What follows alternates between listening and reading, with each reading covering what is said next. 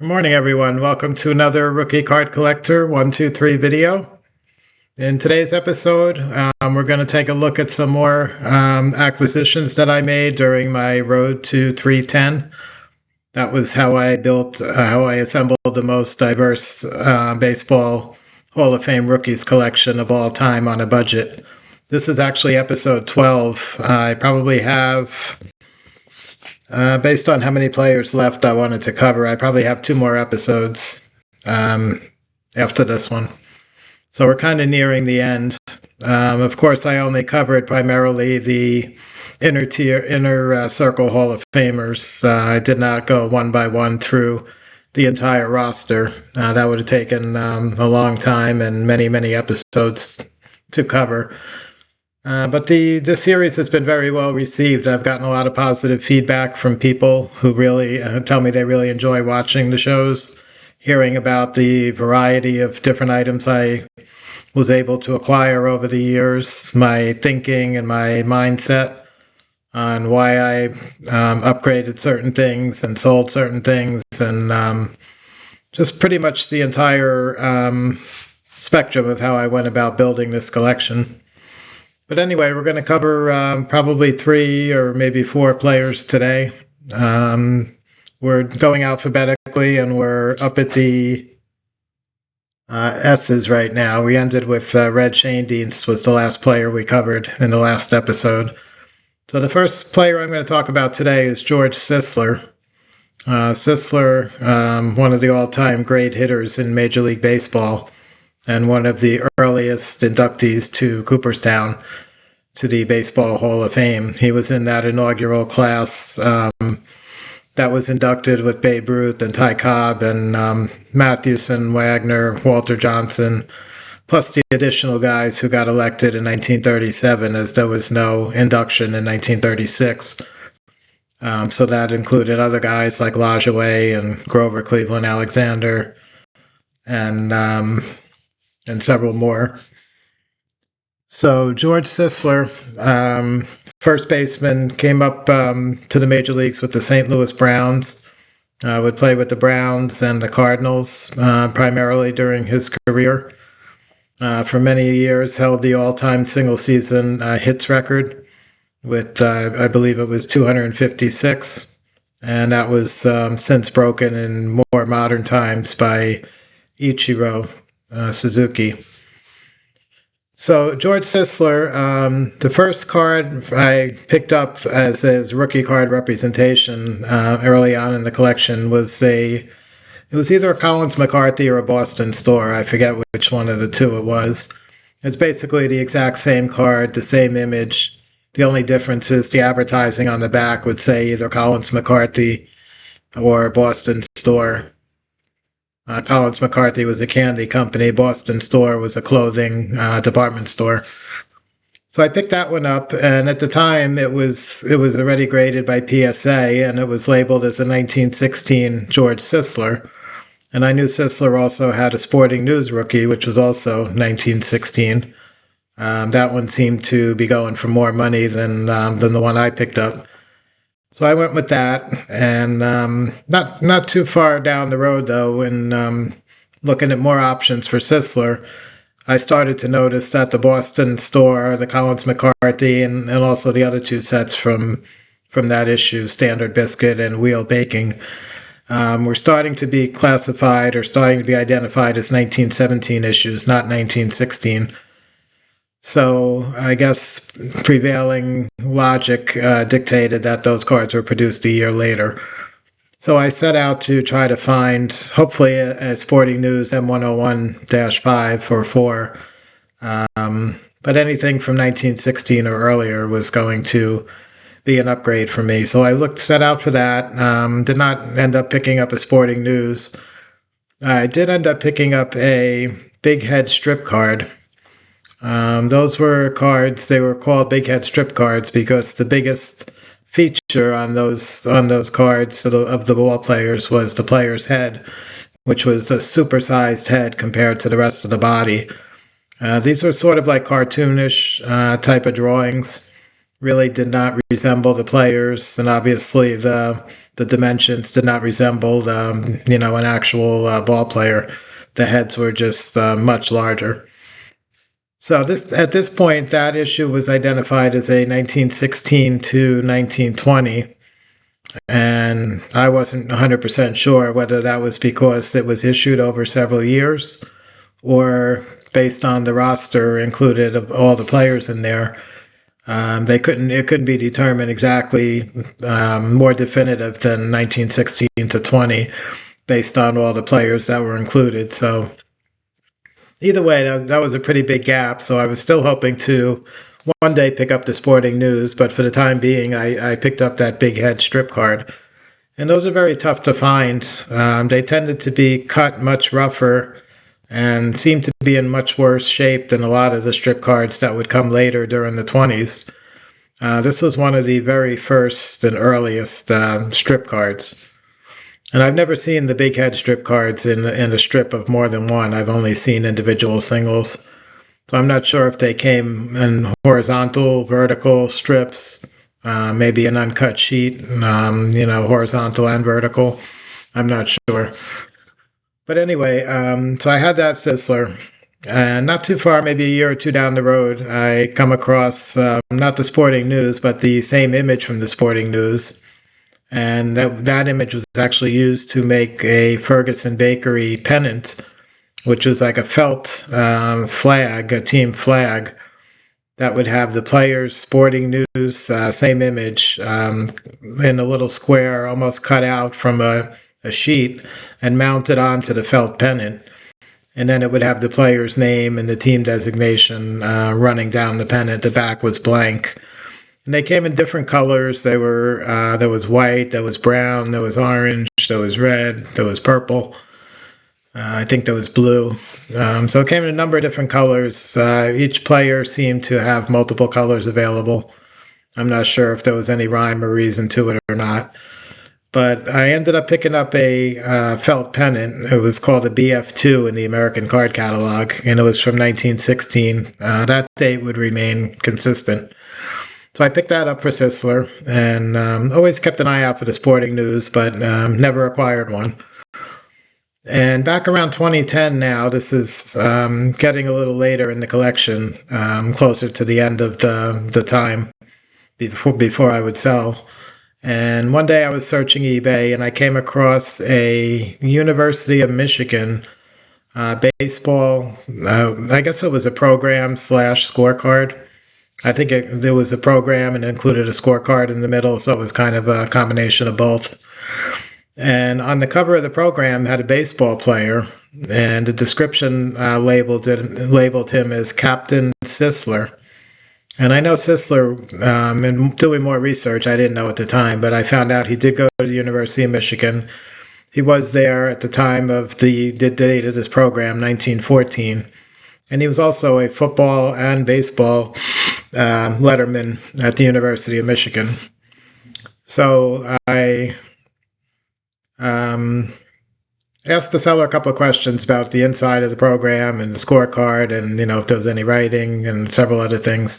So long story short, I ended up picking up the 1914 Michigan program, and I submitted it to Beckett because, again, as I mentioned numerous times throughout these videos, everything I got in the collection for my rookies, I wanted to be graded.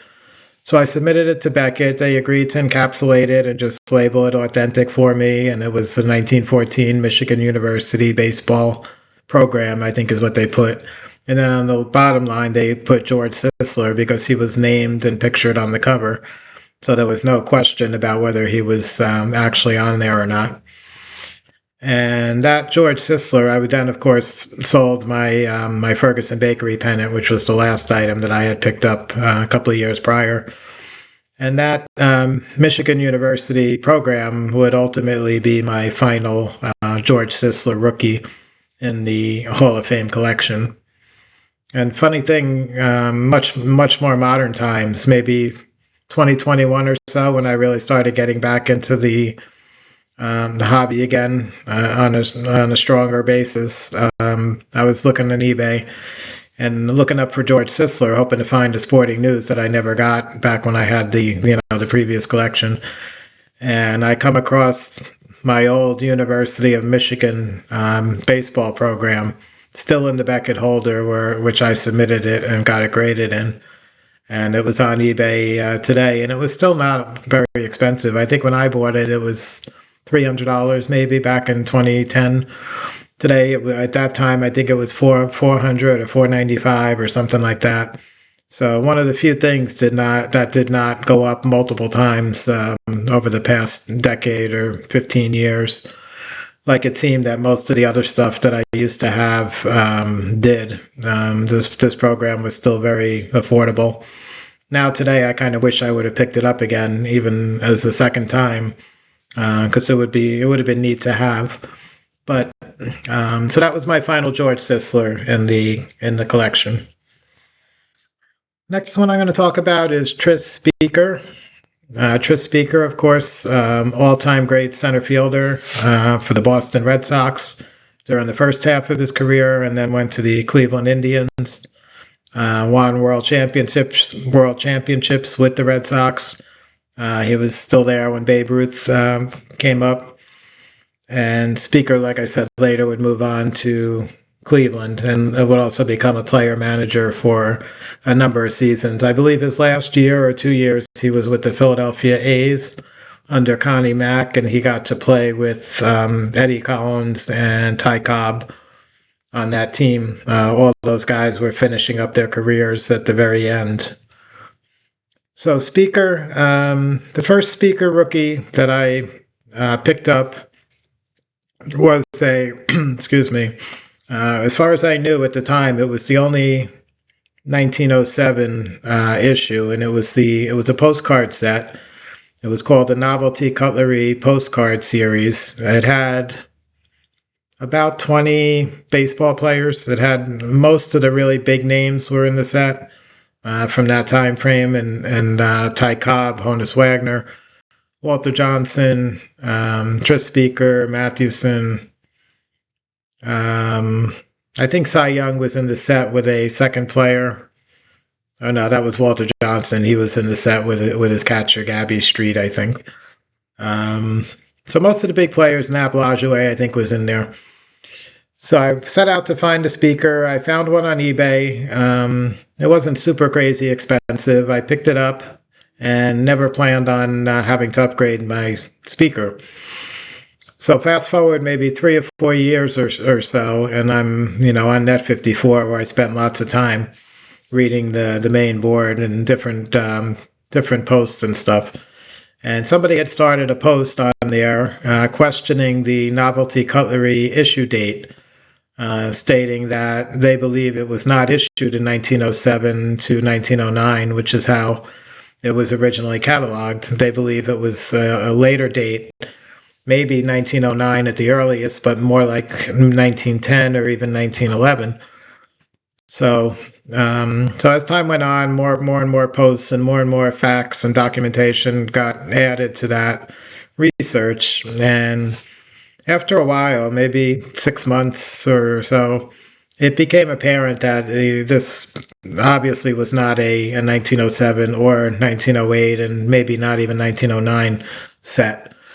So unfortunately for me, Tris Speaker was not the only player who had a quote-unquote rookie card in that Novelty Cutlery postcard set at the time where it was believed to be starting in 1907. I also had picked up Walter Johnson, which was an even bigger profile card. I picked up an Eddie Collins, which was another only 1907 card. So I had 3 or 4 of these players, all what I believe to be rookies. And when this proof came out that the Novelty Cutlery was not an 07 set at all, that set me scurrying, looking for a new rookie representation for all these guys that I had bought. And unfortunately, these were major Hall of Famers. These guys were not cheap when I bought the cards to begin with. So anyway, I'm not going to talk about the others right now. I'm just going to focus on Speaker. So I start to look for a Speaker. I ended up going with the He supposedly had a 1908 Rose Company postcard, and that's been in the catalog and in the checklist for that set for years. And to this day, I have never seen one, never heard anybody having one, never saw one up for sale or auction. Many believe at this point that there is no speaker in that Rose Company set. That would have been Speaker's only 1908 card. So now we move to 1909 as the earliest rookie option for Speaker. And I opted to go with the Colgan's chips. There's several different 1909 options. I went with the Colgan's chips, which was a 1909 to 1911. If you're not familiar with them, those are the small circular discs. They came out in the on top of a Colgan's chips. It was like a tin of candy. It was a circular tin, so the cards were made to fit inside there on the top. And it's a large set. There's a couple of hundred players. There's also some minor league players, but primarily major league. And it included all the big stars, the Cobbs and the Wagners from the time frame, the Cy Youngs and all. So Speaker was in there. I picked that one up. It was dated 1909 to 11, so there was a range of dates. It was not necessarily in 1909. So time went on. I, doing a little more research, came under the impression, or I came across these Boston newspapers, and they were in the same time frame, mostly 1909 era. The Boston Herald, and then there was a second one, which I forget the name of the paper. But they both had supplements periodically of different Red Sox players. The supplements were oversized, kind of like posters. They were not as large as the really big ones like the Police Gazette, but they were pretty decent size. And Speaker appeared in a 1909 Boston Herald, one of those supplements. And they're dated with the exact date that the issue came out, so it's definitively 1909. So I decided I was going to pick up that supplement of Speaker and then sell off my Colgan's chip, and that would be a more definitive rookie. So that's what I ended up doing. I had that Speaker. Beckett had a large enough holder, again, fortunately for me, to have it submitted and have it graded, so I did that. And of course, these are paper thin, so just about all the ones graded, at least at that point, I think were all either authentic or ones. So I had the Boston Herald Speaker, and kind of was probably not expecting to ever get anything earlier than that. But again, one time I was looking at an auction catalog, and I came across a lot that was in there. It was a minor league team postcard, and it was a very strange postcard. It had like a businessman, but almost like a cartoonish like businessman. And then he was carrying a briefcase or a suitcase. And the suitcase is, of course, like a rectangular shape. Inside the rectangle of the suitcase were small little cameo portraits of about 18 or so minor league baseball players. And they were from an Arkansas Southern League minor league club, which was the Little Rock Travelers, they were called. So I guess the clever person who designed this postcard used the Travelers' nickname for the club to make a postcard that appeared like this gentleman in the business suit was traveling with his suitcase or briefcase, and the ball player pictures are on there. And I don't think they were named on there. So it was very hard. The pictures were very small, just the faces. It was very hard to identify most of them. But the seller or the auction house in the description indicated that Tris Speaker was on this postcard. He was one of those faces. So looking back in our baseball reference, I was able to determine that he did play in 1908 for the Little Rock Travelers. So that all made sense. But then again, he could have been on the team at a different point in the season, or he could have not been there the day that they did this photo. So I wasn't sure 100%. So I started to do some digging on research online, Google searches and such. And finally I come across the team image, and it came from one of those Spalding or Reach baseball guides. They're little almost like TV guide size booklets. And every year, beginning in the 1880s, around 1881, I think, those Spalding or Reach baseball guides were published, and they would include tons of photos for all the major league teams, a lot of the minor league teams, some colleges and semi-pro and all kinds of stuff. So anyway, long story short, there is a 1908 guide, or actually it's a 1909 guide, which pictured the 1908 teams. And that 1909 guide I found had a 1908 Little Rock Travelers team photo. And oddly enough, or amazingly enough, the team photo in that Spalding guide was that exact image on the postcard, with the gentleman in the business suit carrying a briefcase with the player faces on it. And below the image on the Spalding guide was the IDs of every single player in there, including Tris Speaker. So that was kind of like the final piece to the puzzle, that where I was definitely Speaker. And now it was in 1908, which predated anything, of course, he had in the major leagues. So that was going to be the earliest Speaker. So I was fortunate enough in the auction, I was able to pick up that Speaker postcard. The only one I've ever seen, as far as I know. It's probably the only one that exists up until today. Got it graded by SGC, and would keep that Speaker postcard until I sold off the collection around 2014 or so. The last one I'm going to cover today, this one's not going to be too long, is Turkey Stearns. Turkey Stearns was one of the major Negro League home run hitters, sluggers, from back in the day. He came up to the Negro Leagues around 1920, early 20s. Initially, I think he was with the Detroit Stars. He spent a lot of time through the 20s and 30s, primarily in the U.S. Negro Leagues with the Kansas City Monarchs, who were perennial contenders and league champions. And Stearns played, like I said, several years with the Monarchs.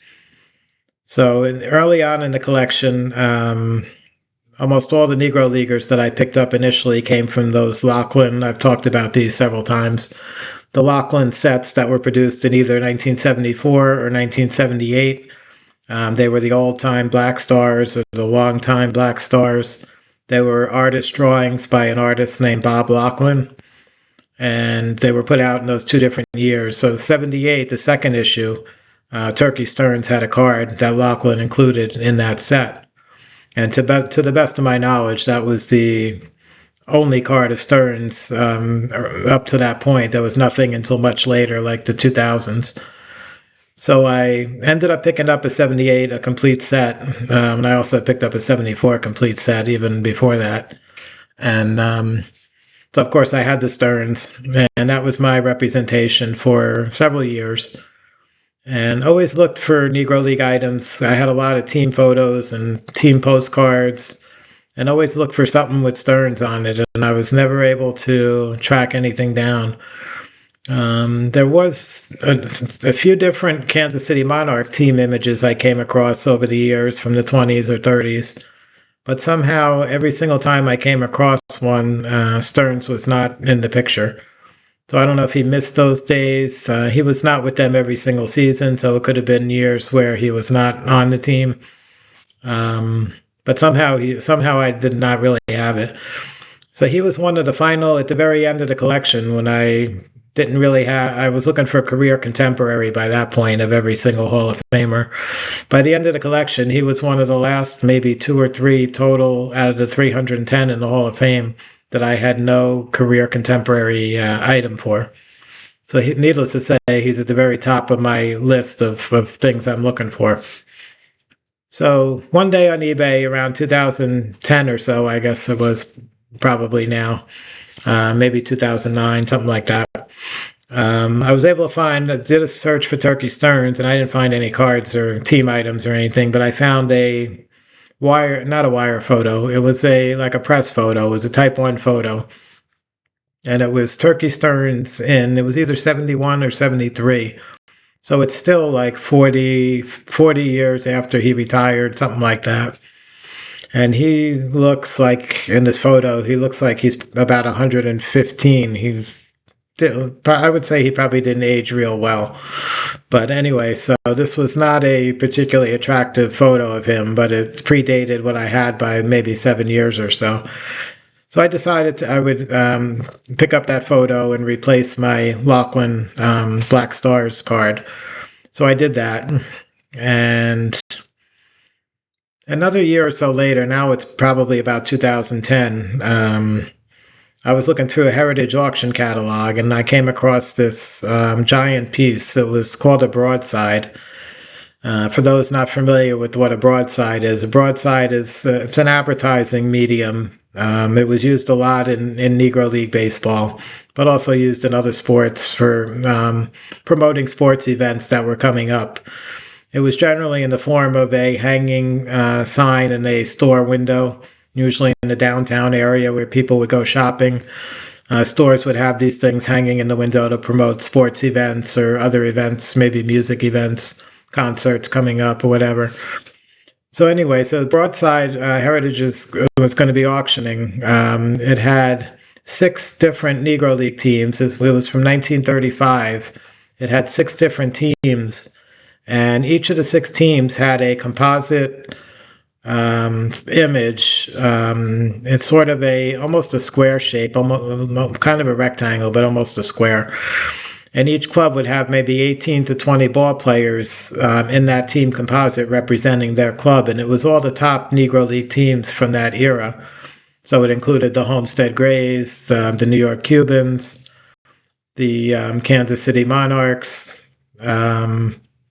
Pittsburgh Crawfords, the Newark, I think they were the Newark Dodgers at that point. They had not become the Newark Eagles yet. So there were 6 teams on there, but the 6th team, I forget now who the 6th team was, but it just had the name of the team. It did not have all the player images like the other ones did. And it was promoting a upcoming game, but the game, the date and time and everything, all of that was left blank. So I think the idea was you could use the same broadside and just fill in the game day and time and everything. And if you had a bunch of these broadsides, you could promote games throughout the year without having to get new broadsides. So anyway, I started looking through the pictures and identifying players. And finally, by the end of going through it all, I was able to determine there was 15, total of 15 Negro League Hall of Famers on that one broadside. And lo and behold, Turkey Stearns was on the broadside and was one of the 15 Hall of Famers. So now, of course, this became a must-have item for me because this was going to fill so many holes. And not only fill holes, but some of the players that are on there, I did have other items already. But I would be able to then sell those and just keep that one broadside to represent up to 15 players. So I made plans to fly out to Dallas, Texas. It was a live auction back then. So I made plans and I flew out to Dallas to attend the auction in person. And prior to the auction, actually, I reached out to them because I was really nervous. I didn't want to end up losing this item. And my wallet was not as big as some other collectors, so I would hate to get into a situation where I just couldn't afford to bid any higher and somebody else ends up getting it. So I reached out to Heritage well before the auction to ask if they could try to reach the consignor. I wanted to make them an offer before the auction was going to start to see if they would accept my offer, and then I wouldn't have to stress out about whether or not I would win the item. So I did that. I made an offer, and the offer was much higher than what it had ever sold for before. I believe the highest sale was somewhere around $5,000 or $6,000. But to me, this is an item that in the future was probably going to be worth a lot more than that. So I believe, if I remember correctly, I offered them $10,000 before the auction. So Heritage said, okay, we'll reach out, we'll get back to you. So they reached out to the consignor. The consignor said no, he wants to auction it. So I went to auction. I ended up flying to Dallas, attended the auction. I ended up winning the broadside and paying around $8,000, I think. So I saved myself a couple of thousand by actually going through with the auction and the bidding process, as opposed to just if my offer was accepted. But I was willing to go up to 10, either way. And so I picked that up. That filled my Turkey Stearns hole, along with many other Negro League guys, like I said. And that might have been, oh, for the overall collection, that was definitely like a top five piece in the collection ever. And probably up there higher than five, I would say.